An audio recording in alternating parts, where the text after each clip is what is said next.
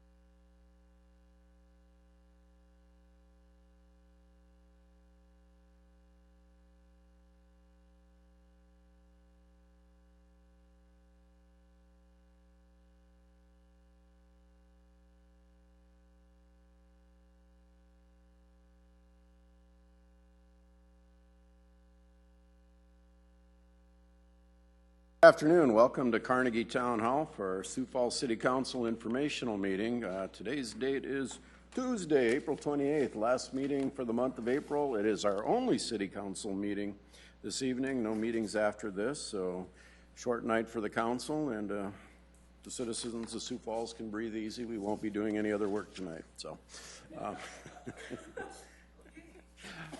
We have a couple of presentations tonight, but before we do that, we'll start with an update from our Land Use Committee. Councilor Rolfing, we had a Land Use Committee meeting last week? Yes, we did, and just to report on that, everyone was present. We had two presentations, one on the Project Trim by Kelvin Maris from the, he's a park operations manager. We went through a number of different things. He explained the process that they go through of how they drive around in 5 different areas of the city. They have it divided off, and every year they take one of the 5 areas and they will determine whether or not a tree or something is in the way, and then letters are sent and that kind of thing, so that we give everybody the opportunity to take care of it themselves before we have to go in and take care of it for them and then send them a bill. So what it does is it keeps the city looking good. And for those people who have trees in their park areas or the right of way, yeah, it's city ordinance that they got to be taken care of, and it just keeps everything looking nice and shipshape. The other thing we had is a TIF discussion, tax incremental financing update, if you will, from Brent O'Neill and Dave Bixler. The couple of things are happening with that process.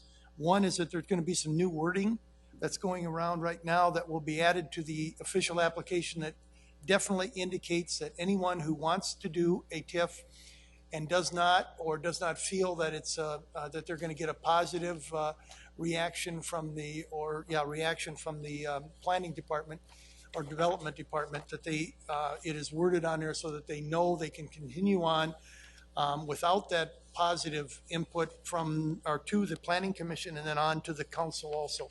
So, and then the other thing that Dave Bixler helped them with, and working in conjunction with that office, is a kind of an executive summary for the council to look at that knows, so that we know that everything, all the I's are dotted and T's are crossed, and why and how that came about, so that some of these things can get to be 60, 70 pages long, and the executive summary will help. And that's about it. Thank you, Councilor. Questions for Councilor Rolfing? Councilor Anderson. Not any questions, but a couple days ago I got a call from a property owner who had gotten a letter from Project Trim. One of the things that we discussed in the conversation was how they could, when they do the measuring or just checking of the trees, some way that they could either mark the tree affected or stated in the letter. And this is a great, this call really gives me a great example of that. The gentleman went out, cut his branches and everything, and then he got a second letter saying that they were still too short, or it was still not right. problem is he's 7 foot tall. And he cut them as high as he can reach. He can grab the rim on a basketball rim still. And he cut them higher than that, and he still got a second letter back saying he didn't cut them high enough. So, you know, there's that question of how are you measuring them? You know, and I think it was, I thought it was Councilman Rolfing that made the suggestion of maybe just hitting it with one of those little spray marks or something like that, because, you know, everybody has a different ideal of what maybe 10 foot might be. And I think we just need to try to look at different ways to communicate, you know, what the offending tree is, or which tree is the offending tree, so that people can have a better idea of what they need to do. Councilor Kiley. And I can address that a little bit too, because it wasn't me that Councilor Anderson had talked to, but it sounded like it had been. Because I've received 2 happy grams from the Project Trim crew, and went out and trimmed once, and then while gone last week came back and had a little note on my door, another happy gram. A second trimming was necessary, but this time they did mark on the tree, so I took from that it meant cut here, so I did. And so now I'm assuming that I'm probably legal. But they did follow up with a marking the second time. And I can understand why maybe they don't do that the first time, because it would be very time consuming, would be my guess. But the second time, it took the guesswork out for me. And my neighbor was kind enough to meet me as soon as I pulled in the driveway from our vacation with a chainsaw. So we took care of it. I have nice neighbors. Councilor Jameson. Right, as a member of the Land Use Committee, just to clarify and maybe give notice to the council, we did ask the city staff to do is come back with a recommendation, maybe a cost estimate of improving the service just slightly. Today they spend roughly $30,000 on the process of traveling through those areas. And so we just asked for, as I think I said, not a big recommendation for a big change, but just a minor one, so that maybe those second visits could be eliminated, and from the beginning the homeowner might know a little more about what they should do.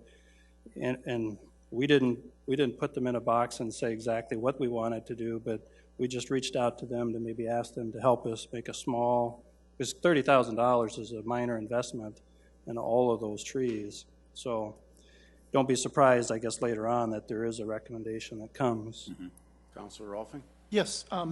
Don, would you like to comment on this, on that situation of, are they now putting a mark on the trees? As I'm sure that he's not lying, but could have been one of his neighbors doing it too. I hadn't thought of that. No, Councilor Kiley is correct. On the second time around, we do mark anything that's out of compliance, so they know exactly which tree is out of compliance. We try to give them that diagram so that they know that if it's over the street or over the sidewalk, these are the branch-free zones, and so we try to give them as much information as possible, but sometimes they're not quite where they need to be. Yeah, some people are like that, I know. Most of the time it just requires a little bit of additional trimming is usually what, they get most of it the first time. Don, have we used technology, a video showing a crew going out and measuring and how they measure and the tools that they use? I know they use a 12-foot long or a 7-foot long beam or whatever to measure these things. Do we have a video like that online? We do have one that's online that you can watch to show how you measure your trees to determine whether they're in compliance or not. And so we work with Media Services to pull that together several years ago, and actually it's on our website. Might be a good idea. I don't know who we asked to kind of feature that if we got crews going out right now. So when you go to the siouxfalls.org website, that would be one of the first things people could see. Yep. Good for Channel 16 to run now. Or that even, yeah.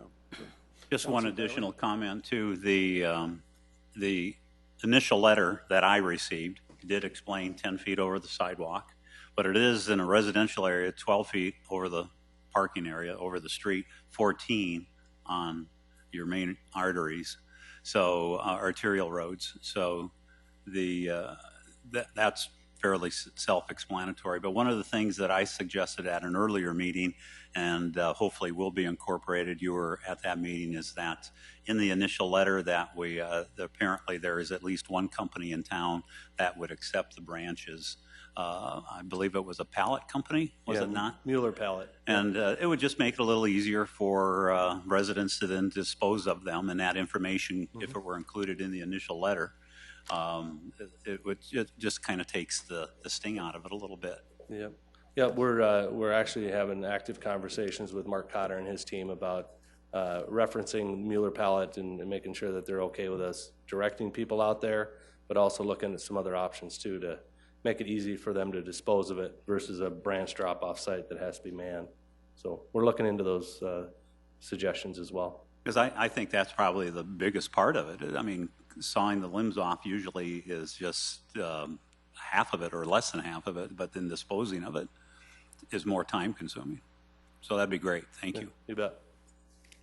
Councilor Staggers. Yeah, I was going to mention that at the meeting, we also had a brief conversation, and we've had this conversation before about having the city responsible for its own trees instead of having the citizens responsible. And we talked briefly, but hopefully in the future we'll continue the conversation to have the city become responsible for its own trees, trimming its own trees, instead of having the adjacent property owner. Other cities do this, and we should be doing it too. If I could just, Councilor Staggers, maybe address that a little bit. I guess the city doesn't plant the trees, the property owner does. We don't require them a permit to plant the tree. You buy a house, you know when you buy the house, you got to trim the tree. If I buy a house with a tree on the boulevard, that's my responsibility, and that's just the way I look at it. You have your opinion, I have mine, but I just don't see where that would benefit our entire community to do that type of thing. Well, it would benefit the adjacent property owner not having to spend money and time trimming the city's trees. When it belongs to the city, the tree does. And the city could go and cut that tree down too, and then the property owner would not feel good about that. That's right. The city could do that if they wanted to, because it's their tree. That's right.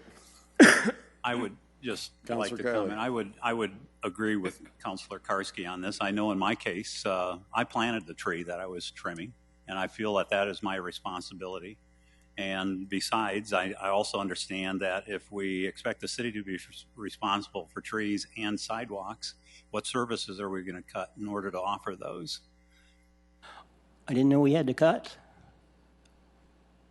The city has a lot of money. I've never heard a suggestion on what we should cut or how we would raise the proceeds. It's estimated to be $600,000 a year for the city to trim its own trees instead of having citizens bear that responsibility. In this case, it was my tree. I planted it.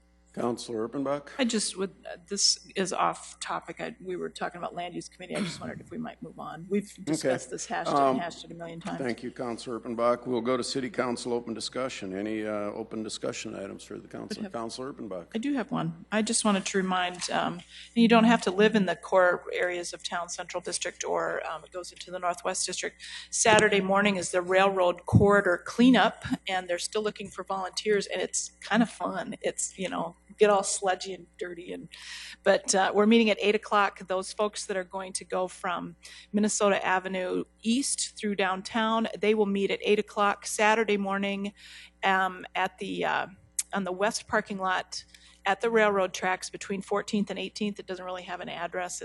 They'll just be in the parking lot there at 8 o'clock Saturday morning. The team that's going to go, there's another team that will start in Triangle Park, which is at 10th and Grange, and some of them come toward the east and some of them go toward the west. So there's lots of opportunities for folks to be involved with cleaning up the railroad track corridor during Saturday morning. So I'd invite you to all come out. You need to bring heavy work gloves, wear closed-toed shoes and long pants. And I can speak from experience that the grass is long and wet, and it's kind of, that's why I say it's kind of fun to get all sludgy. So come on out, join the fun Saturday morning. Councilor Erickson. One thing I just wanted to bring up against I guess, amongst ourselves. I have not reached out to administration yet. Recently, I read a letter to the editor just talking about garbage. I know in South Dakota we have some lovely winds that come in as the snow melts. Some of the vacant land, the fence lines, the interstate, etc. The letter to the editor was very brief, but it talked about just garbage cleanup in our community. It kind of struck a chord with me just because as we were driving to church, we saw it on the fence line of our church and thought, gosh, we should organize our congregation to go out and clean up the fence line. And then I was approached at school and I said, well, write down the address and report it. And this person said, well, I've got about 50 addresses I'm going to write down and report then. And I said, well, let me see if we can figure out something different to do than just reporting them and see what the plan is for garbage cleanup on vacant lots, as well as if they're in the county. I understand you have to contact the Minnehaha County Commission to talk about that. But we live in such a beautiful community that I just hope that we can maybe get that addressed in the next moving to the summertime to get some of the garbage cleanup. So again, I don't mean to spring it on anybody, and I haven't talked to administration, but it's just something that I saw a letter to the editor and then have been contacted twice this week already. So just throwing it out there for discussion that we can hopefully get that cleaned up. Councilor Erpenbach? I would just respond that's what Saturday morning's about for our neighborhood. We're just getting out there and doing it. And, I see people in my neighborhood walking all the time. They carry grocery sacks with them. And by the time they get home from walking the dog, it's, the dog stuff too, but it's full of trash. We have tons of wind and the stuff has been buried under the snow for months. And we all just need to pick up after ourselves for one thing, listen to your mother, and then we need to let's just get out and pick it up. Mm-hmm. It's that easy. Yep, I agree. Councilor Kiley? And this topic was addressed actually a few weeks ago too, and I believe it was at one of the meetings that Councilor Anderson and I were at a Friday meeting, and Councilor Karski, I don't recall if you were there, but the corridor from the city to the landfill is one of those areas, and we did discuss that, and there's efforts that are already being incorporated to help control that as well as to pick up the litter too. So it has been discussed, but there is still more that can be done, obviously. Councilor Jameson? Yeah, I'd love to help picking up some of that trash, but I don't have any work gloves or work boots or... I have extras, Councilor Jameson. Come on out. Okay. I just, if I could share the couple of pictures that we have on the screen. Jim's going to help a little bit. So some of you remember during our Board of Equalization meetings, Citizen Stanga mentioned a house that he wanted us to look at. Recently, I talked to Citizen Stanga, Tim Stanga, and he asked if I'd driven by yet, and I said no. Told me the address. I drove by, looked at this house that you see, talked to the neighbors who live right next door. This is a broken window. You can see right inside. They said nothing had happened to the house all winter long and for months even before. And I said, well, that can't be, of course, and so I called Ron Bell and asked if there was a building permit. He said there was, and it's been inactive for a while. He told me who the property owner is, and I just happened to know this person. And I called him and said, I don't know if I should mention his name, but I said, come on, what's going on? I can tell you he was embarrassed by me calling him. He had some family issues that came up in his life, challenges with the contractor. At the end of the day, he realized he was completely over his head in this project. And I said, well, geez, would you be willing to sell it to the city to perhaps allow them to redevelop it? And he thought that was about as close to Christmas as it had come. And anyway, he agreed that yes, he needed to get out of it and would be willing to get out of it and sell it to the city. Ron Bell took the ball essentially, called Paul Hess, and worked with community development and their staff with Lester Kingstead and Mike Cooper. And so from 45 days from today, that house will be torn down, the land will be cleared, and I would say a new home will be built there, or a governor's home perhaps could be moved in. But I just wanted to congratulate the city staff. Ron Bell really took it, and the property owner admitted that he was over his head and knew that he had to do something, and took the right path versus kind of, well, I'll get to it, we'll find more money, whatever. A lot of great things came together, and it worked out. The neighbors are very happy. There's some other homes that have been refinished in the neighborhood immediately adjacent, so just a great success story, and I just wanted to share it with the council. And if you're wondering, like Kermit probably is, just how much we paid for it or likely to pay for it, I believe it's pretty well finalized, but the dollar amount's roughly $20,000. And so for the ability to have a vacant lot, a cleared lot, an eyesore like this removed, and then the prospect of a new home getting built, it's just a great investment for the city, I believe. And anyway, I want to thank Mike Cooper, Ron Bell, Lester Kingstead, and Paul Hess for all their help in putting this together. I just wanted to publicly do that. So, Councilor Anderson? Just to piggyback onto that, thank you, Greg, because I had also called in on it, and I ended up getting transferred to Ron Bell, and he had made me aware of that the property was in flux at this time, and I've been sort of watching it all winter also. So I'm very happy with the results of that. I know the property owner, just like you said, I also known him for a very long time, and he's not the type of person that would let something go like this. He just got overwhelmed with details, and it just shows a great way that the city can come in and reclaim a property that needs to be reclaimed. They were trying to put that new basement in there, and I think things just got upside down, and it just stopped in the middle of the winter, and then nothing happened. And then this spring, we had the complaints, and it just shows that if your neighborhood watches and gets involved, things can happen, and happen in a positive way. All righty, I believe we're beyond our open discussion. We will head into our presentations. Our first one is our Indoor Aquatic Center project update, and welcome, Mr. Carney. Thank you, and good afternoon, City Council members. Don Kearney with Parks and Recreation. We're excited to be here today to give you a quarterly update on the new Indoor Aquatic Center. Obviously, the thing that we've been working really hard is building it right the first time, as we've talked to you in the past about.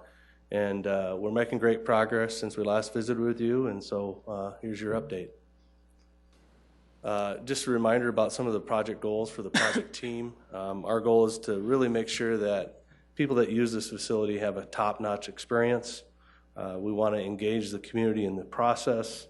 We want this facility to be multi-purpose, to really be able to maximize usage. We want it to be accessible to all. We want to pay with cash. And then we also, throughout this entire process, have always wanted to preserve and enhance Spellerberg Park.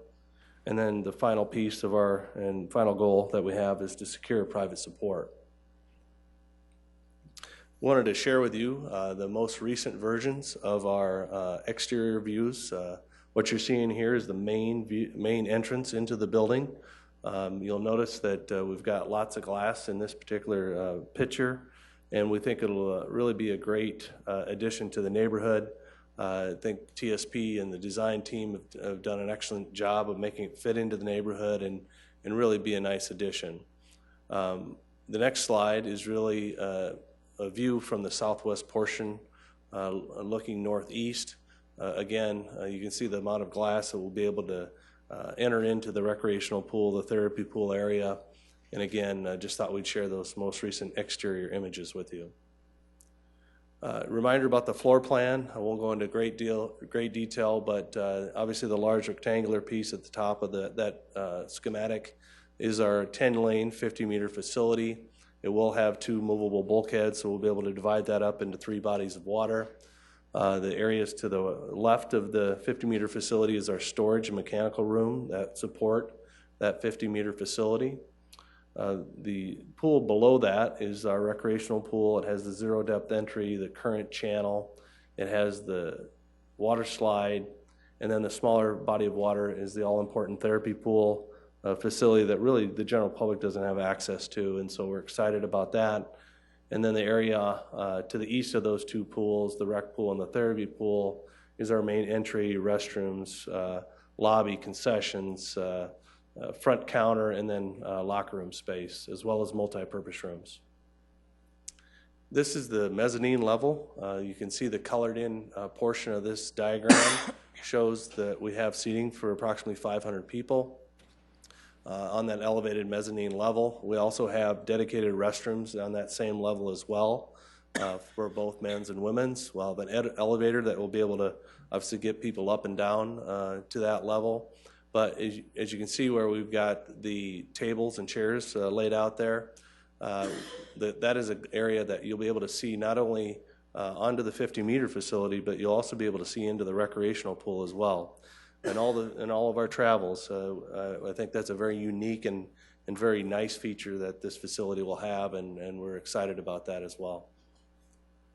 Here's another really neat shot. I think it gives you a really good perspective of what this facility will look like. Again, you can see that elevated mezzanine area with the red bleacher seats there. The tables and chairs that I just mentioned, you can see the glass that you'd be able to look out onto the recreational pool. So if kids are in there for lessons or whatever it might be, parents can be sitting up on that elevated level and take in those lessons or activities. The site plan, we wanted to give you a look at the site plan as well. If you remember, maintaining the sledding hill was a very important piece of the site plan work that we were engaged in. So that sledding hill is really untouched with this project. The parking lot is immediately south of the existing building. The detention area on the west side is an area that we believe will be enhanced as a result of this project. It's going to get regraded and reshaped so that it should drain much better than the current one does now and be much more visually appealing. We also are maintaining the flat open green space where the practices in the football, junior football and the soccer teams can practice.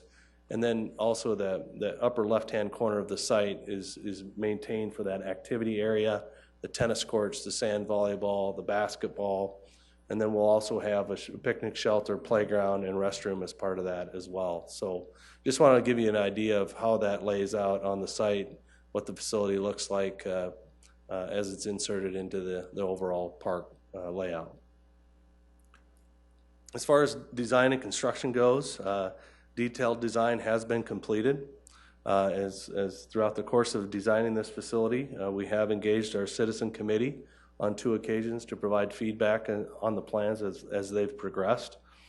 We've also had a public meeting in the neighborhood of Spellerberg to get additional public feedback. We are working on finalizing the guaranteed maximum price. Sioux Falls Construction is reviewing those design documents and establishing final cost estimates. So next month, we will be able to lock in the construction price on this facility, and we're excited about reaching that milestone as well. So as you can see in the pictures, construction has started. Hopefully you've had a chance to drive by. There's significant excavation going on that will allow for footings and foundations to be installed, and the utilities and the other subsurface work that needs to take place before we start raising the building out of the ground. So here's a video that we have that you've not seen before. It's a really good tool for us to be able to share with you how the building actually gets constructed and what are all the pieces and how does it all sequence. Sioux Falls Construction obviously has a lot of expertise in this, and wanted to share this video with you. It's only about a minute long, but I'll kind of talk through it a little bit with you as we go play the video. But notice also in the background of this video, the park improvements are also getting constructed at the same time. So try to take it all in and I'll kind of narrate for you. That's the site fence that's going in, that's already in actually. The job trailer's on site. That's the excavation for the building itself. See the building start coming out of the ground on the 50-meter facility.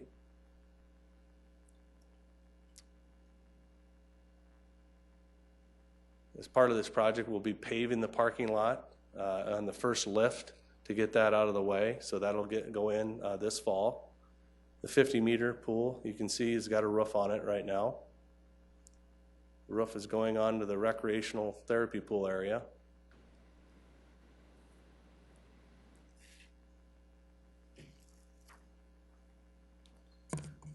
So the goal will be to have the entire pools enclosed by November of this year. And then as winter hits, January through June, they'll actually be building and constructing the pools inside those buildings once they get them enclosed.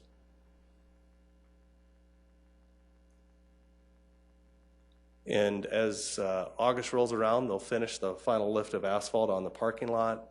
And by the fall of 2016, we plan to be substantially complete.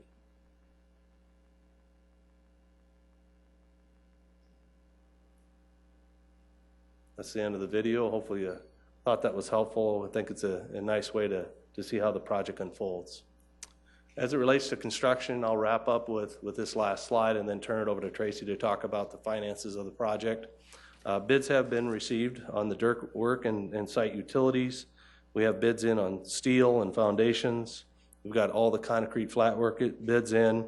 And then we also have the pool systems have been bid out already as well, which includes the splash pad, which is an add alternate item that Tracy will address as well.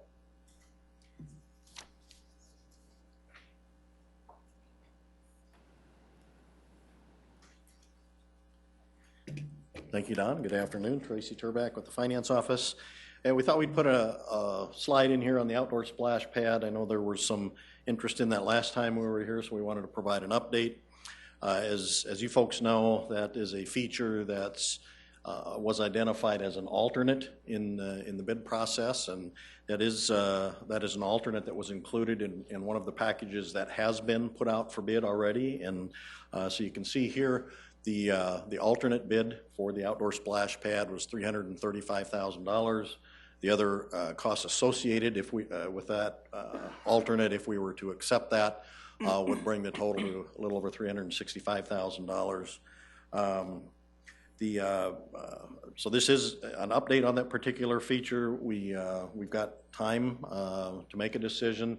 The timing on that would be sometime late summer or fall, early fall, before we would have to make a decision if we're going to move forward with that particular piece of the project. There are some additional remaining bid packages that will go out over the next month or so that by the first part of June, the entire project should be bid out, and so we'll have a much better feel for kind of where we stand in the overall project at that point. So as the outdoor splash pad is concerned, I think we'll just plan to update you again when we have better, more complete information on the overall project. The overall summary on the financial piece of the project through March 31st, not a lot of activity, as you know. $23.7 million is the established planned project budget. And the expenditures to this point, you can see it's primarily leading up to the initiation of construction, architectural fees, owner's representative fees. The costs associated that are identified here as construction, primarily the demolition of the site, and then also some of the pre-construction services provided by Sioux Falls Construction. So you can see we've spent just a little under $600,000, so we've got a long ways to go yet on this project. And so that's really the financial recap. And then to kind of finalize or conclude the presentation, this is a timeline you saw for our last update. You can see we've ticked through a number of the initial items Our next quarterly project update will be in July. And then, as Don had mentioned, going down the line, the plan continues to be to open the building in the fall of 2016. So with that, we would stand by for any questions you folks have. Thank you. Councilor Staggers. Yeah, I've received many phone calls about this memorandum of understanding with the Veterans Administration. And in fact, today I got another phone call wanting to know about the MOU. What should I tell people? Are we going to get a memorandum of understanding with the Veterans Administration or not? I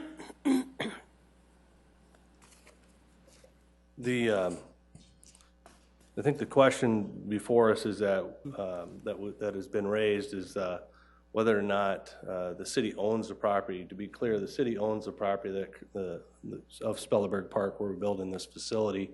And I think what they're referencing is that the clause in the deed that we got from the federal government is to make sure that anything we do at Spellerberg Park, whether it's swimming pool, sledding hill, or whatever it might be, doesn't interfere with the care and treatment of veterans. And so technically we're not required to have anything in order to build this facility at that location. But we've known since the 1950s when we've acquired that property that when we got it, we knew that we couldn't do anything to interfere with the care and treatment of veterans. And so I know there's been a memorandum of understanding that's been suggested that we need to do that, but that's not the case. We can build this facility like we're currently doing on that site without anything from the federal government. So I should just tell them, no, we're not going to get an MOU. Is that fair to say? You know, it's not required. Okay. Councilor Jameson. Don, I wouldn't normally ask a question like this, worrying about some of the utilities involved, but one of the things I keep hearing from others is the air exchange system in the place is like just paramount. You probably even said it with some of your visits and others who said how important that is. In the scale of best, better, good, where would you call our proposed exchange system? Or well, it's very important. It's when we talk about our project goals, it's the first one we list is maximizing patron experience, and that includes great air quality. We're going to try to get the best air quality system that we can possibly get. And actually, we're having a peer review that's being conducted by an outside consultant to also weigh in and review our plans and specifications as it relates to that, just to make absolutely sure it's the best system we can get. Perfect. I know that there's other places to cut dollars if need be, but let's not use that one. The other one is the connection to the sledding hill. Can you maybe guide me through how this building interfaces at all with that, as far as, you know, people go out there during the winter and they park and they put their lights. I don't know how they get warm, if they just get in their cars or what, but did you kind of work through okay. Yeah, we certainly did. It looks like Kendra's working on the site plan for us. But one of the things that we've got there is that we have parking that is much closer to the actual top of the sledding hill than we had before. So that exterior row of parking certainly could be used, and so that'll be much more convenient than it has been in the past. We have sized our lounge area, lobby area, to be able to accommodate folks if they want to come in and grab a cup of hot chocolate at the concession stand and sit by the, in the lobby and warm up. They'll certainly be able to do that. So we certainly have taken that into consideration, and we also have even talked about even having something on the outside of the building, whether it be portable heaters or something like that, to maybe complement that use. And so if you wanted to still remain outside, you certainly can do that. And then the other thing that we're doing, and probably do it anyway, but we're installing a mat at the entrance to the building, so that anybody that has snow on their shoes or their snowsuits or whatever it might be will be able to be picked up through that entryway mat system. If I could, I think if anybody wants to watch their kids going up and down, I assume it's kids, it could be the other adults, but the idea is they could still park their car on that fringe and look out over the hill and or somehow see them. Is that probably true? Still, Yeah, I can't- absolutely. We think it would be very complementary to the Aquatic Center. Great, thanks. Councilor Erpenbach. Thanks. Mine are more logistical like that, too. The questions that I'm hearing are not about agreements with the federal government, because we know that we don't need an agreement with the federal government to build on land that we own. My question, number one, is about the tennis courts, the new tennis courts. Will that have, it must have some kind of retaining wall we're actually creating more flat space up above, right? That's one of the number one questions I'm getting. Yes, absolutely. In order to preserve as much green space, the flat open space as possible, we do have some retaining walls that will be installing to be able to site those improvements. Well, to me, that's brilliant, because we're actually going to get more use out of this park than we ever have before, by doing that. So that's great. But that was me trying to kind of waylay phone calls and questions, and so that makes sense to me. My next question is related to what Councilor Jameson was talking about. So I'm there, I'm sledding, and now I want to get a cup of hot chocolate. Do I have to pay a fee to get into the building to get my hot chocolate? No, that would not be the plan. We would allow them to be in that lobby area, and then if they go back in past the locker room area, then at that point we would probably want to charge. But there's restrooms at the beginning, so those will be conveniently located right when you walk into the building, and so there wouldn't be any need for them to go beyond into the locker room area. Right, so it really is a public use in terms of coordinating those things. And then when you talk about heaters, that was my third thing. I'm like, think about Frosty Frolics. What cool things can be happening during that big weekend that are, out on that deck there. So very cool. Thank you for the report. You bet. Councilor Rolfing. Don, I'm wondering where the landing zone is for the zip line. That didn't make the budget. It didn't make budget. Okay, thank you. Councilor Kiley. Two questions.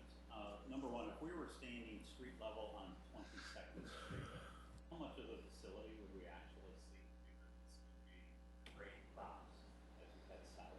On 22nd. On 22nd, so we're looking around the park looking south.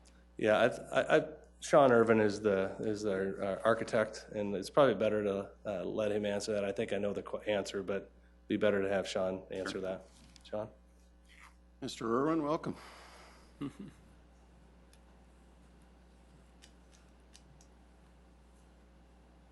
Could you repeat the question?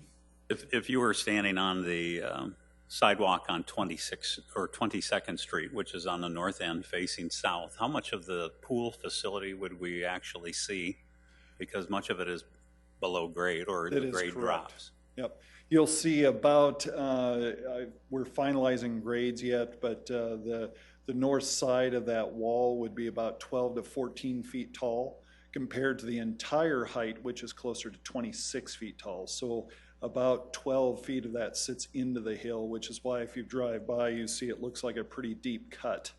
And it is for that purpose, just to help minimize the appearance of the building. So as you're on that north lawn, it's very conducive to feeling like a park environment. Right, and I believe that there was a row of trees that went across the park there in the past. So the view really wouldn't be much different with the pool than what it had been in the past. Yeah, I mean, you're looking at a row of trees versus maybe the top of the building now. Yep, and you can see even in that site plan, there's a whole row of double depth trees to really help screen that, so it'll feel very park-like. Are those all deciduous trees, or are they going to be planting some? Those all appear to be deciduous, but there might be a few evergreens within that mix. Okay. Most of them are deciduous. Okay, thank you. And then my other point, it goes to the outdoor splash pad, and I'm glad that, Tracy, that you addressed it now. And I know that when we addressed this topic a month or two ago, that was a topic of discussion. Councilor Jameson, I think, actually offered an amendment to fund it at that point, which I appreciated, but I voted against it at that point because I didn't think it really had the transparency that it should have then. This gives us the opportunity to thoroughly vet the topic now and give the public time to have input as well. But I would love And doing it this way too gives us, as Tracy had mentioned, gives us the opportunity to see how the bids do come in, and we have a better understanding of what our budget will be. But I would very much encourage that we continue to pursue the outdoor splash pad, because I think that also will lend to that top-notch experience that we're looking for. And Councilor Rolfing wants to know what deciduous is. Oh, is that where they eat meat or not eat meat? Carnivorous. No, Heather, it's not a carnivorous tree. Okay. It's one with leaves. I know. Sean, one quick question. The windows all on the, if somebody could get that back on the screen, the outside view. Thank you, Kendra. I didn't mean to have you move so much, but you're fine. Are the windows on the outside there, are any of those going to be movable so that it can open up to the pools during the summertime when it's nice and then close them off in the wintertime? No, they're planned to be fixed windows in general. There are obviously double doors coming in and out of there, but because of the high humidity atmosphere indoors as well as variable humidity outdoors, to try and keep that under control, you'll find that you want to keep that enclosed. Otherwise, the comfort level inside the pool will be very variable throughout the year, and especially during the summer. We really need to keep that controlled to about 2 degrees warmer than the pool water. Otherwise, as you get out of the pool, you suddenly feel cold.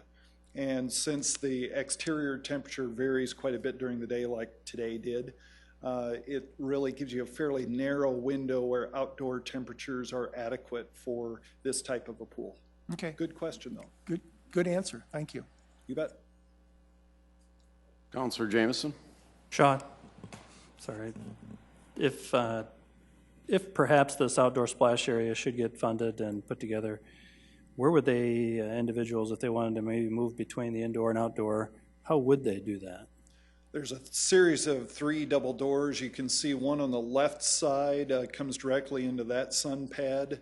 Okay. Then there's one just to the right of that vertical, just to the, they're yeah, right there. You there. go. It's about there, and then there's a third one that's along the right side where Kendra has the cursor now. So there's 3 double doors that come out onto those series of decks. Perfect. Okay, and then one last question on the parking lot. An entrance onto Western. I see that it's all through one entryway and as well. Are there reasons for that, and or is there a de-acceleration lane added into the property? Are we doing anything to help the traffic flow and that in and out of that one spot? Well, I think the reason that a single point was chosen was to get it aligned with 24th Street, so then we'd actually have more of a formal intersection there, which increases the level of safety rather than having staggered entrance points as you come along Western. And then there's actually a single lane coming in, but there's a pair of lanes coming out of that area, and there is stacking space there to allow for when it's busier times, a few cars to be able to accumulate there. But as far as if you're talking about a turning lane within Western Avenue, I believe Heath is with the city is actually looking at that situation and looking at some potential possibilities for addressing that very issue. Did you want to speak to that? Kendra Simmons, my project manager. Yes, so we have been working with Heath Hofteaser from the Traffic Engineering Department to create a dedicated turn lane so that we address any stacking and queuing, and it does look like that we can do that fairly easy. The street does seem to be wide enough, and so we're just vetting through doing all of that right now. Any conversations about like some of these new schools where they have kind of a one-way in and everybody comes and goes in one way but out another way? I mean, you're analyzing more than, you are more than just what the current option here Right, is. and we want to make sure too for preschools and daycares that come in, they have a good turn radius for those vans, and they have good places to park when they come in. So yes, all that is being looked at. Perfect, okay, thanks. Councilor Anderson? Don Kearney. Don, since we're now looking at the opening of this, one thing that I'd like to see, if possible, the main level floor plan, if we can get that enlarged so that we can see that better. Just an interest.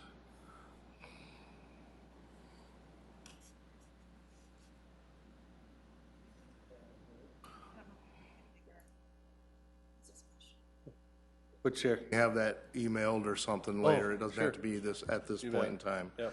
It was just one thing I wanted to look at, is that main level, looking at the locker rooms, things like that. It was just an interest. Also, now that we're getting so actually close to looking at a building there, I drove by it today and looking at the groundwork, I thought about the policies and everything, hours of operations, how we're going to handle rentals of not only just the playground area, but the pool area. You know, we did build a 50-meter pool, so I expect that we will have some competitions in there also. Could you speak to that at this point in time? Absolutely. Alicia and Jean are folks that do the rec programming and also manage our other outdoor facilities. They're actively working on that. They've talked to a lot of the other cities that we've looked at as far as best practices for this kind of facility. We're working on program schedules, we're working on hours of operations, we're working on staffing, a number of lifeguards, all those things that you need to do when you build a new facility. And so we're actively working on that. We want to try to maximize access and availability to the general public, and so we're in the process of pulling all that together now. I would hope as you get that developed that you would update the council on that, please. Sure.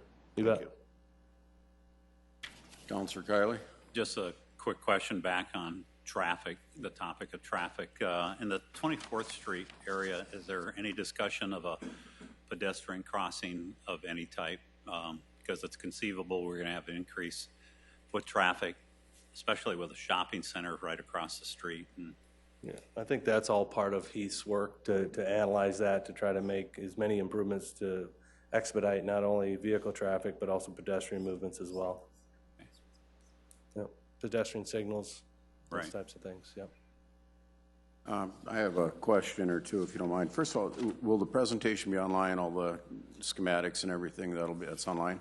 One of the things I liked, and I drove by today too, just on the way down to the meeting, was when we did the event center, was the online camera where you could go online. Are any plans for that, just for people to be able to watch the progress? Absolutely. We're just working through the where we install it and getting the connection there. So it was a little bit easier to do it for the event center because the connection was already there. So we're just working to get the service there.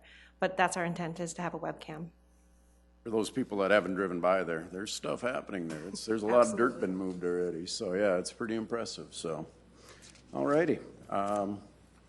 We'll move on then to our second presentation. Thank everybody for that. Pools are fun, but let's get down to business. Let's talk about our financial report, our March monthly financial report. Director Turbach.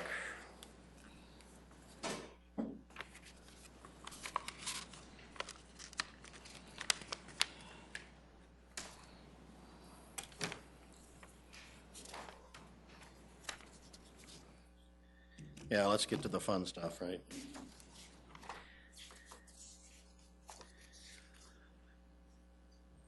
Yeah, we're already more than a quarter through our fiscal year, so time really is flying. We'll jump into this now, and we'll cover a lot of the same things that I typically do in terms of the economic indicators that we follow. Unemployment continues to be very, very good, I suppose I would say. In Sioux Falls, in February, as the graphic indicates, on the blue line, we're at 3.4%. Now, late last week, updates came out for March and indicated that had increased to 3.7%. So it went up a slight uptick, and that compares the latest South Dakota number for March is 4.3%, and the latest information we have on the national rate is 5.8. So again, probably not necessarily a bad thing that it ticked up a little bit locally. You know, finding people for jobs is is becoming more challenging, not only for the city, but a lot of employers in town. So, in general, I would say the unemployment continues to be a very favorable factor in our local economy. Building permits, we're off to another very good year through the first quarter of the year. Our building services department has issued over $155 million in construction permits. That compares with $109 million for the first quarter of last year. That's actually up more than 40% from last year. And in 2013, the first quarter was $148.6 million. So we're over the past 2 years, or compared to the past 2 years, we are running ahead, 5% ahead of 2013, which was a very strong year early in the year, and 42% compared to last year. So lots of construction going on, and that certainly is a favorable aspect of our local economic activity here. Sales taxes through 2014 at the end of the year, our rolling 12-month was at 5.1%. For the first quarter, we've seen that pick up here in 2015. That's now up to 5.8% on a 12-month basis. So over the past 12 months, we've seen our sales tax revenues increase 5.8%. I will also mention in the monthly report, you'll see that for the first quarter, when we compare just those 3 months to the first 3 months of last year, our general sales tax revenues are up 6.2%. So on a very much shorter term basis, we're seeing a little bit more strength than we are over the last 12 months. So that's I think is a positive indicator that would certainly hope to see that 5.8% continue on an upward trend. Entertainment taxes, wow, I mean, things are really going well in the world of motels and eating out and alcoholic beverages and ticketed events. We're seeing a lot of growth there on a rolling 12-month basis. It's increasing at 7.6%. At the end of 2014, it was growing at 5.7%. So we've seen that pace pick up considerably in our entertainment tax, and generally that's a positive indicator for our local economy that people have discretionary income and aren't afraid to spend it. For the first quarter, again, looking at a little shorter, more recent changes compared to last year, our first quarter of 2015 is up more than 12% compared to the first quarter of last year. Now, I will mention that last year we had very cold weather in the first quarter of the year, and so we felt like things were kind of suppressed a little bit in the first quarter of last year, so maybe shouldn't be too surprised by the strength we're seeing the first quarter of this year, because I think the weather comparatively was quite a bit more favorable than in 2014. Looking at our general fund, revenues and expenses through the first 3 months of the year, we've had revenues in our general fund of $22.2 million. That's about 15% of what we budgeted. That's exactly where we were after the first quarter of last year. We're at 15%, so very much on track with our general fund revenues. Year to date through March, expenditures in the general fund are at $28 million. That's 19% of our general fund budget. And last year, at the end of the first quarter, we were 23% expended through March. So sometimes those numbers vary a couple percentage points or a few percentage points based on payroll. Some months we have 3 payrolls, some 2, and so depending on how those fall, those numbers will jump ahead and fall back again from month to month. But generally, very much running on track with our anticipated level of spending through the first quarter. Before I finish up and ask for your questions, I did want to bring one thing to your attention. I mentioned our general fund is tracking very, very well. No real unexpected expenses there, and revenues are trending right on track with our budget. I do want to bring one thing to your attention relative to our capital program, though. Just to make you aware of this, I think you folks are already aware of the 12th Street Bridge project that's been in the works here for the last year or so. As you know, that was put out for bids in January. We received no bids at that time. Since then, Public Works has stepped back and revised the project, as I think you folks know, and Mark has talked about that before, where it's been split essentially into two phases. That first phase went to bid here just a couple weeks ago. They are referring to that as phase 0. that essentially involves everything that doesn't involve the actual bridge itself, all the kind of the periphery improvements and utility work and so forth that has to be done in conjunction with the project, but doesn't involve the actual bridge itself. At any rate, that was put to bid earlier this month. Came in, the bids were very favorable at 1.2 million. That's, I think the estimate on that piece was about 1.5, so very good bid on that. The balance of the project is where we are going to have a challenge, that the project is going to be more expensive, or we expect it to be more expensive than what was originally anticipated, but Finance and Public Works are working together to develop a good solid plan for that, so that when you see the capital program here in a month or two, that bridge project, or what's left, the major portion of that's left, will be provided for in the capital plan. And I did ask Mark, or suggested to Mark, and he certainly agreed to come over in about a month and give an update just specifically on that project, so he can kind of walk you through what's involved in phase one, what will be involved next year. So you will have an opportunity to answer or ask him questions as well. With that, I do have one more slide that I want to talk about, and that's on the Event Center operating results. Maybe before we get to that, if you have any other questions in general on the finances before I go through that, because I anticipate you'll have some on the Event Center. Questions on the financial report? Councilor Jameson.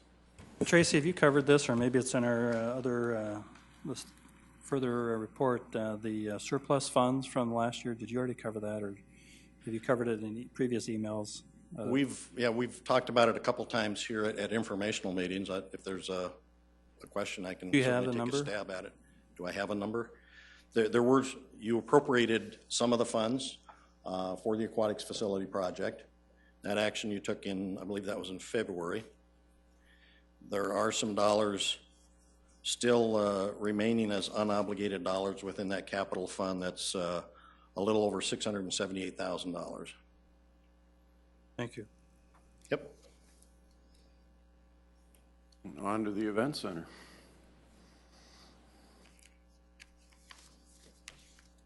Yes, the Event Center. As I shared with you by email earlier this week, we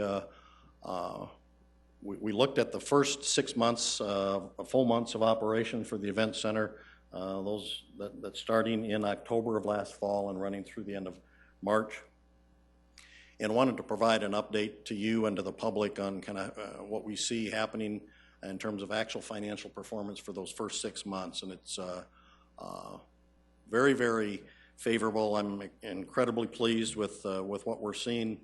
It's been a very busy time, of course, as you know, lots of events out there. SMG Innovations have really been hustling to keep up, and we've seen a lot of people come through the doors there. But just in terms of the financial operating results, what I've put on the slide here is, in the first column of numbers, are the actual revenues and expenses that we've seen for that first full 6 months of operations. And then the two columns on the right are the essentially 6 months out of the 1 year projection that was made back in 2011 when we first publicly presented what we were projecting for revenues and expenses for the Event Center. So we shared with you folks and with the public what we expected to see in terms of revenues and expenses for the Event Center. So this gives you a comparison of what we were expecting or projecting several years ago, and kind of where we fall for those first 6 months by comparison with actual results. So you can see operating revenues for those 6 months, actual revenues of $4.6 million, and out of those revenues then we pay the cost of the events and the operating expenses of the building, $2.2 million direct costs associated with events and $1.3 million of operating expenses. Those operating expenses would be things like the wages and benefits of the staff that are on staff all the time, utilities, those types of things. The cost of events is the direct labor associated with a particular event. So if they have to bring on additional people for a specific event, that falls in the category of cost of event. Also, marketing expenses associated with a particular event would fall in there. The operating revenues, some of the highlights on that, food and beverage and novelty sales are a significant source of income for the event center. Those two things combined for over $1 million of that $4.6 million in operating revenue. Sponsorships and premium seating revenues, as we've been telling you for some time now, are a key source of revenues. More than $1.4 million for those 6 months associated with the sponsorship and premium seating. That would include our the event center portion of the naming rights revenues for 6 months. And then, of course, building rentals, that's part of the business that we're in, is renting out that space. Some of the events that come in do pay rent, and that's about another $242,000. So those are some of the highlights of the actual, and again, you can kind of see how we compare. Taking that 2011 projection that was made, we just cut those numbers in half because they were for a full year. So you can kind of compare apples to apples. We were estimating somewhere between $700,000 and $1.5 million for a 6-month period of time of positive income, and we've come in at 1.1. So we're very, very happy with that. If you have any questions about this, I'd be happy to try to answer them. Councilor Staggers. Yes, Tracy, can you explain net operating income at $1.1 million? Is that fair to say that's profit? Is that a fair word to use?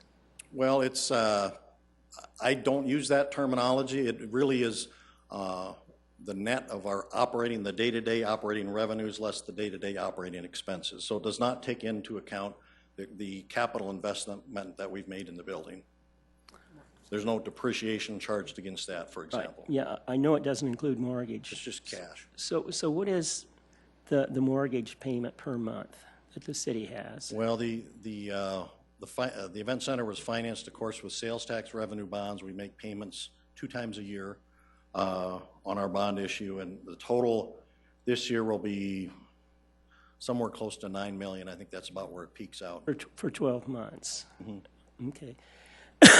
So also to this net operating income, is that all go to the city, or does some of this go to SMG or some other entities? That will remain in the operating account, which are city dollars. SMG is paid a fixed fee.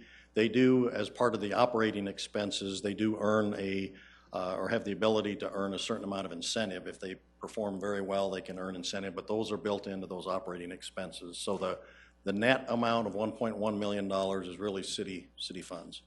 Okay, thank you. And that money is in some sort of cash account that is controlled by who?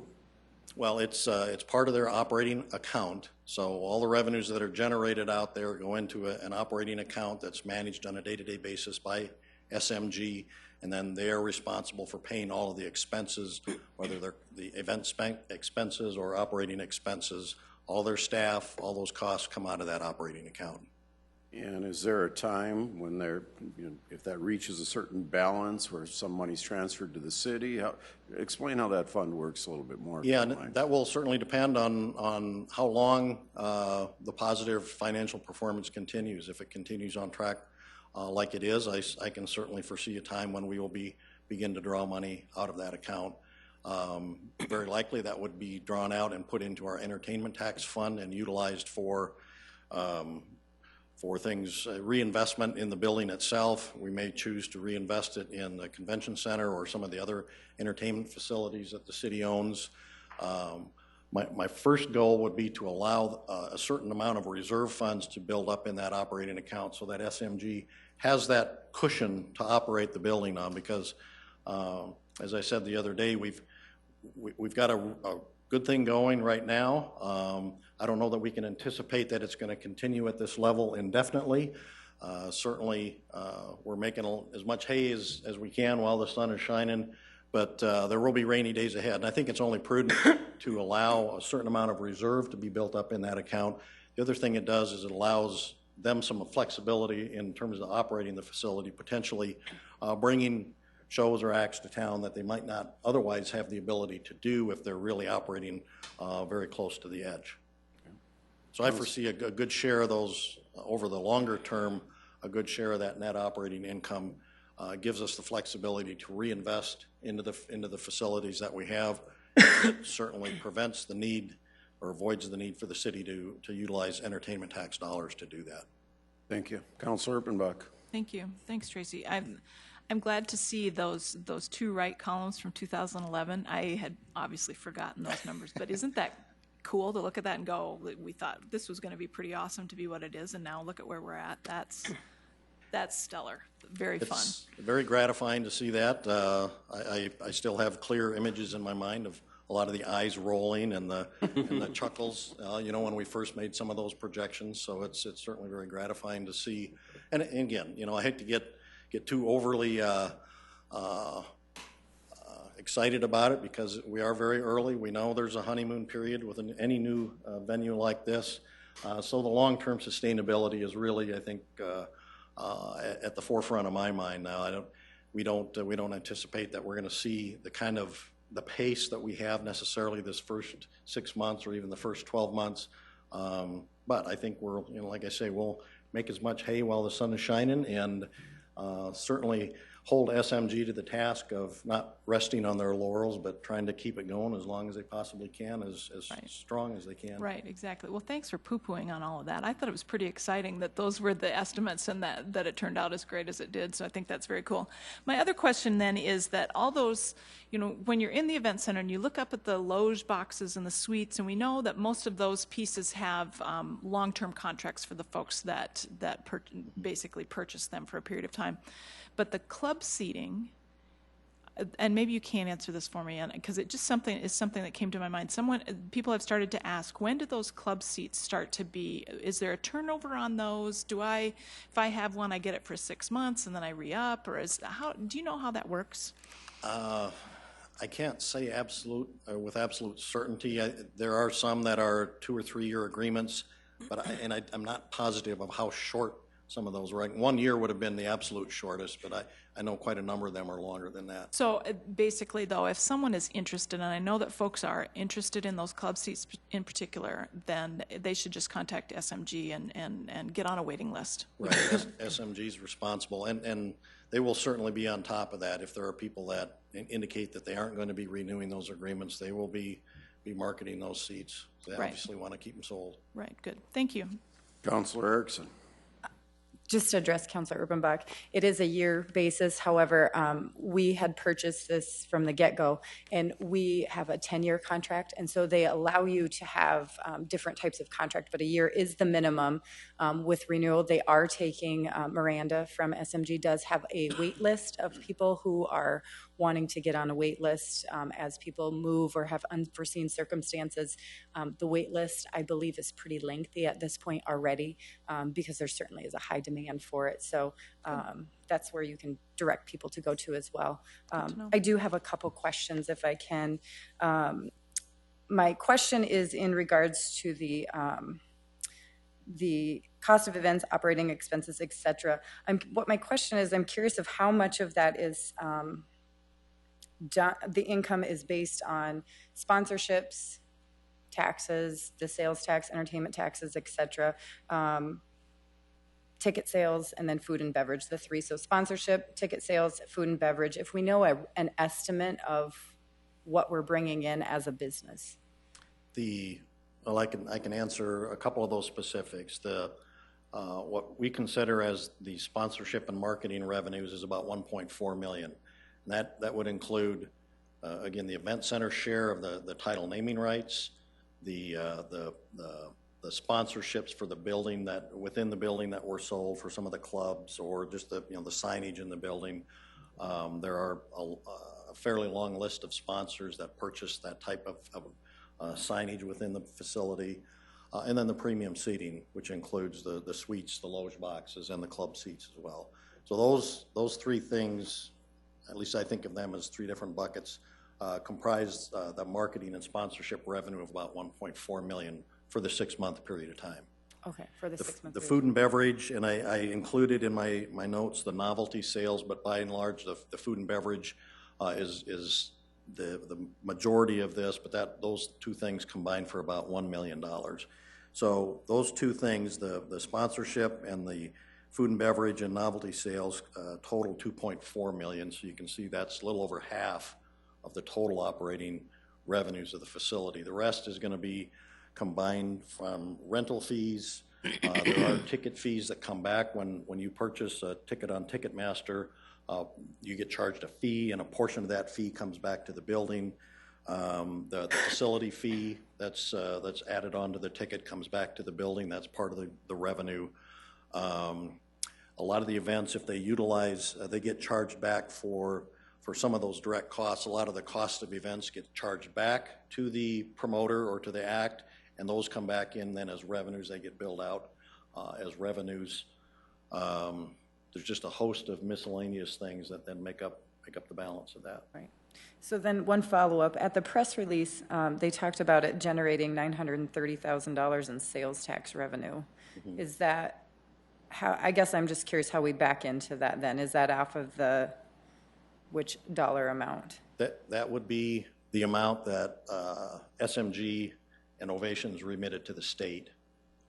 So when they file a tax return, collect sales taxes on the sales within the building, and then remit that on a tax return to the state. So the biggest share of that, of course, stays with the state of South Dakota, but there's that 3%. And most of it's going to be subject to our entertainment tax, would come back to the city. Perfect, thank you. Councilor Staggers. Yeah, I just wanted to clarify one thing, Tracy. The 1.1 million, is that controlled really by SMG or not? Well, ultimately the control rests with the city. They manage it on a day-to-day basis. Okay. Okay. And when do we get our money then? Well, we work with them each year, and will have in the past and will in the future work with them each year to develop an operating budget. We're working with them now to develop the budget for 2016, and that's when some of those decisions will be made, is when we build up that account. If things continue to go well, just at what point will we start to draw money back out of that? So is it fair to say that during the first 6 months, the city has not drawn any money out of that? That money remains in the operating account for the facility. Yeah. Mm-hmm. Councilor Kiley. Thank you. Going back a little bit to what Councilor Erpenbach was referring to, and I think I know the answer to my first question here. The cost of events at 2.2 million is double the high projection. Is it safe to assume that's because of the number of events that we actually offered in that 6-month period? It Yes. wasn't that we were just Yeah, I think that's a safe bet. I think the projections were maybe fairly conservative in that, and they were driven largely from the economic analysis and economic consulting report that was done at the time. And I know for example, the attendance numbers, I'm going from memory now, but I believe the number was over 400,000 people that have attended events there already, that have come through the door within that 6-month period of time.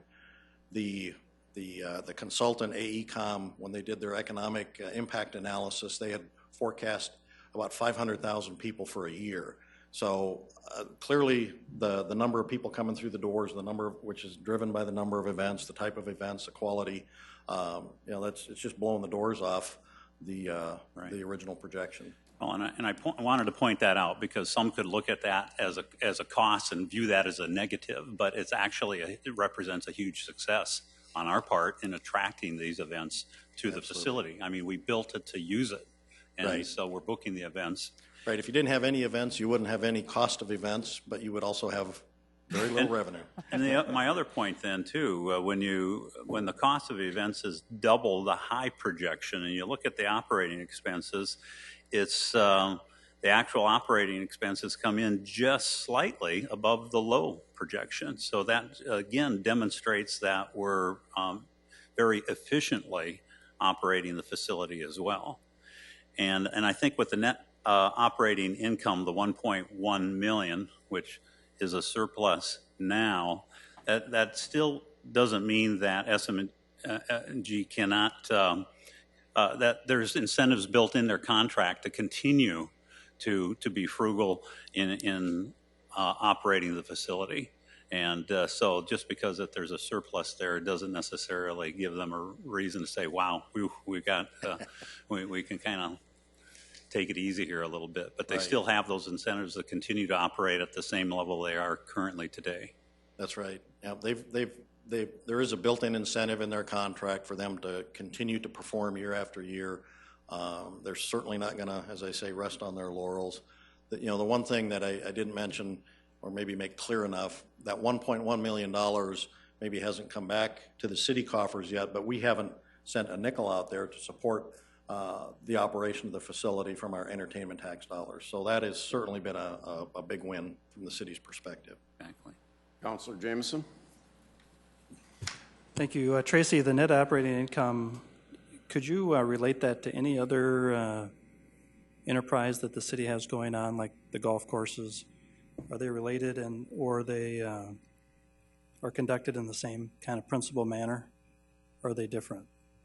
Well, it is somewhat unique, I suppose. The Washington Pavilion might be the closest example. Right, most of them go the wrong way. That's why I used the golf course as an example. Yep. So, but it's similar nature, that they're kind of held in trust, so that the source that generated the revenue has access to the revenue that was generated. Is that part of the principle? So yes. Yeah. In other communities, I know they would certainly create a reserve account for a lot of things. So a couple questions. First, it's a lot of good news here for sure. Nobody should be confused about that. The old arena that we had, and we didn't have any debt service. We had some capital expenses, but the old arena never, if I remember, generated any of this kind of net operating income. And just shows you the pent-up demand for the building, and that sponsorship packages that were sold, all that money that's generated, all the activity, we were due for this building. And the debt service is all a whole other story. And I know this 6 month is is kind of your initial glimpse at the event center. But if I remember right, I think some of our considerations in the past was to always consider the event center, the arena, and the convention center collectively, so that they feed off of each other, they help each other, all those kinds of things. I guess this is a good snapshot of the event center, but right. In all fairness, we probably do need to consider the entire package as a picture, because people would ask, well, what's going on at the arena, what's going on at the convention center? So in 6 months, I know is a tough spot to come in, but in the year's end, when we do wrap all this up, I just like to make sure we include those others. Absolutely. I think that's a very valid point.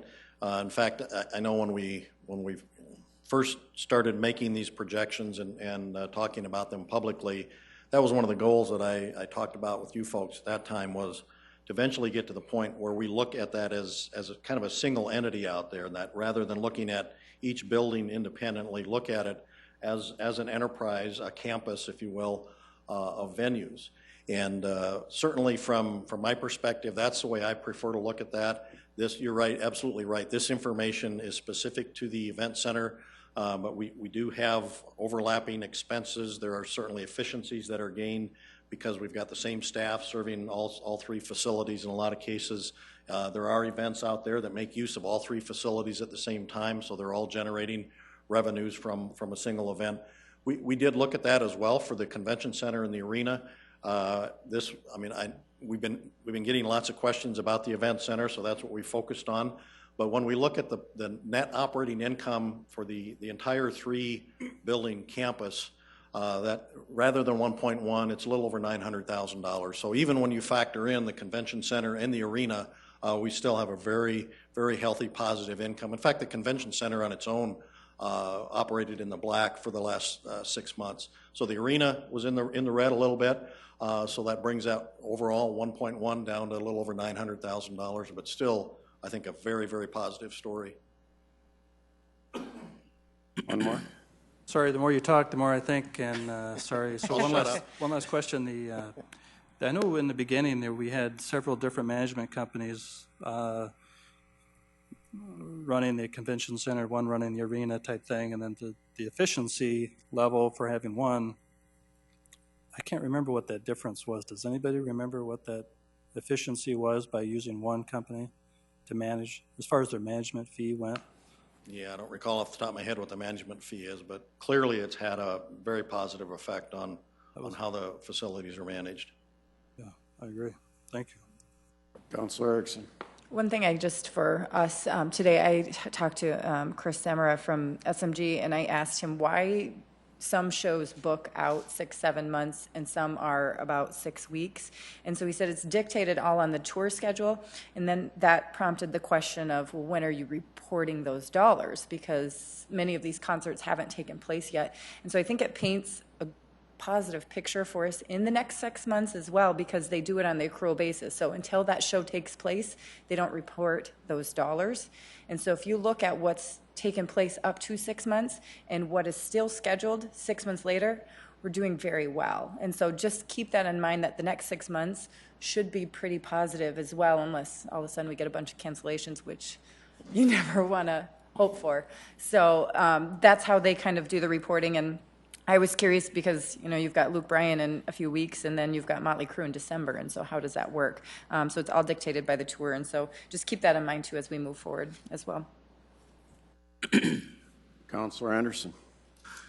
I didn't have a chance to speak on when we were discussing the club seats, but one thing I wanted to make clear, too, was a great plan was done with the club seats. We could have done club seats on both sides of the event center, but wanting to leave tickets available or seats available for the general public, they decided to only do the club seats on the south side. So I mean, that's something that has not really been discussed, but I've heard it during certain meetings and everything that was something that was sort of in the plans, and they decided not to do that. And I want to commend you guys for not doing that, because it did leave more tickets available for citizens that wanted to go to some of these shows. And then if there's one other thing I can bring up at this time, can I ask the mayor to come up, please? He's been sitting through this whole program here and been very quiet back there. So I want to ask him about something that is not on our schedule here. But over the weekend, something else that we approved and invested in had its grand opening. And if you could say something about the new tennis center, Mayor. I'd be happy to. Thank you, Councilor Anderson Jr. I appreciate that. And with your permission, if I could, Councilor Erickson also was going on a path that I think was very, very positive. And that is one thing also to remember in terms of the cost of the events, the $2.2 million, but also the 400,000 visitors that came in. Councilor Erickson, there's another very, very important point. And that is, when we estimated during the debate of the event center, it was estimated that 6 out of every 10 visitors that came into the new event center would be from out of town. And so you also have to take that sales tax revenue as well that is being generated when those 6 out of 10 visitors coming in from out of town, they bring that wallet, they bring that purse, they bring those credit cards and those cash. And that is dollars, those are dollars that are generated as well. And so I think that's important. Councilor Anderson Jr., thank you. That was a really nice setup. We did. We've had the real blessing of the Shields Iceplex, and that's just made a tremendous difference already in our town. And then now we've just opened up what's called Huther Family Match Point. And again, thanks to the City Council and the taxpayers of Sioux Falls, we now have indoor ice, we have indoor tennis, and as was relayed by Don, we're soon to have indoor aquatics. And not only does it improve our quality of life, but it's also a great economic development generator for our town as well. And so, Councilor Anderson Jr., thank you. We happen to have, his name was James Blake. He was a former #1 in America, a former #4 in the world. And James flew into our airport, and he spent the day in Sioux Falls just making an impact. And he was very, very excited about it. I don't want to relay too much of a scoop, but one of the things that we did discuss is that whether James and the tour that he's playing could come back to potentially the Sanford Sports Complex. And there's names like Pete Sampras, John McEnroe, Andy Roddick, Michael Chang, folks like James Blake and others who play on this tour, and they are now looking at Sioux Falls as one of their tour stops. So, Councilor Anderson Jr., thanks for that opportunity. Very welcome. All righty. Seeing no more questions or comments. Well, I was wondering if the mayor had a match with your guest.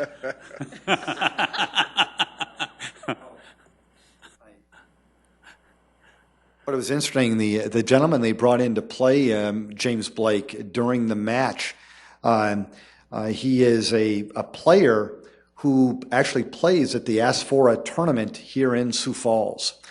And Tony basically was ahead of James Blake, 3-love, and it actually went into a tie-break, and Tony lost the match in the tie-break, 7-5 tie-break. And I think that the thing that James mentioned during his time here was that there is a real potential now that you've got indoor tennis at this magnitude in Sioux Falls, that there's real potential that, who knows whether we'll have our own James Blake out of Sioux Falls, South Dakota, someday playing on a professional tour. Mr. Kiley, Councilor Kiley, if you saw James Blake hit a serve, you would understand why I wanted nothing to do with that.